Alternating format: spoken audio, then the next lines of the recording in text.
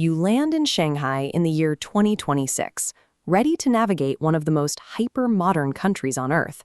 But the moment you try to buy a bottle of water, you hit a wall. Your Visa card? Declined. Apple Pay? Useless. China operates on an entirely parallel ecosystem for both money and human interaction. What works at home will leave you completely stranded here. Let's examine this comparison matrix. First, logistics. You might rely on physical credit cards, but China is 99% cashless, driven by digital QR codes. Then, culture. Western directness collides with a system of indirect communication and protecting public dignity, known as saving face. If you ignore this divide, you will struggle to pay for a taxi, and you risk torching critical business relationships before they even start. You cannot figure this out on the fly. Success requires installing a specific set of digital apps and mental frameworks before you ever board the plane. Go to a street food vendor, a supermarket, or a luxury hotel, and you'll see these two logos everywhere. For foreign tourists, Alipay and WeChat Pay are your only viable payment methods. You need to download Alipay while you are still in your home country, register with your phone number, and link your foreign Visa or MasterCard so the system can verify it. We built this flowchart to show exactly how daily transactions work. It starts with, do you have Alipay? If yes, scan the merchant's QR code, enter the amount, and pay. Your foreign card is charged a transaction fee of roughly 3%. 3% pays for currency conversion and cross-border charges. On a $4 lunch, that's 12 cents. ATM fees are often worse, and ATMs are hard to find. If a vendor only displays one code or your app glitches, move down the No branch. This is why you must link cards to WeChat Pay as a backup. You will need these apps just to move around. In major cities like Beijing and Shanghai, you scan your Alipay code directly at the turnstiles to ride the subway. As a final safety net, exchange about $100 into physical RMB at the airport. You probably won't use it, but it's insurance for the rare vendor with a broken scanner. Surrendering to this walled digital ecosystem and paying its transaction fees is the non-negotiable cost of entry. Accept it, and your travel becomes completely frictionless. Once you have the logistics handled, you have to survive the boardroom.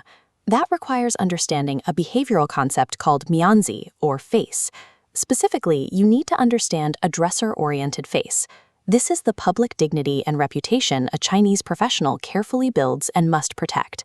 Look at this concept map illustrating the dual identity structure driving professional behavior. The top layer is Bruce Wayne, the meticulously crafted public mask that projects competence and commands respect. Underneath is Batman, representing the private reality, the hidden vulnerabilities, and the hard truths. When a colleague makes a mistake or underperforms, the instinct is to protect the Bruce Wayne mask. They will use external excuses, like a health issue or a miscommunication, to avoid showing limitations. A Western manager's instinct is to drill down, reject the excuse, and force direct accountability. But publicly forcing an admission of failure shatters their mask, and it destroys your relationship with them permanently. The correct move is to allow the excuse. Let them pretend the mistake wasn't a failure of their own ability. They know what went wrong, and they will quietly fix the Batman reality in private. Sacrificing your desire for immediate Western-style accountability is a strategic trade-off. You trade the short-term satisfaction of being right for the long-term benefit of business harmony. Even with the cultural and financial rules learned, the physical environment will test you.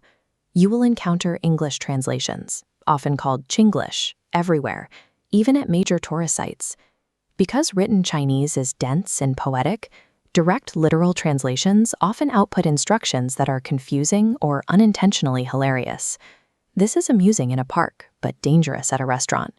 If you have strict dietary restrictions or severe allergies, do not trust a slightly garbled English menu. You have to accept the mental overhead of double-checking your environment. You will rely heavily on contextual clues and a robust offline translation app on your phone to verify what you're eating. Keep a sense of humor about the signage, stay flexible, and lean on your digital tools. China in 2026 is incredibly safe, modern, and accommodating to foreigners, but it operates strictly on its own terms. This scorecard maps out exactly what you need to prepare, depending on your goals. If you are a leisure tourist, your trip hinges on logistics. You must set up Alipay, accept the transaction fees, and carry a small cash backup. If you're a business professional, digital payments are step 1. You need Alipay plus WeChat Pay fully functional as a backup. More importantly, your real challenge is behavioral. You must master the strategy of saving face and protecting the public mask of your counterparts. In a Chinese boardroom, winning an argument by cornering someone into an admission of failure means you lose the broader relationship. The friction of visiting China drops to zero, but only if you do the work first. Lock in your digital toolkit and adjust your mental framework before you get on the flight.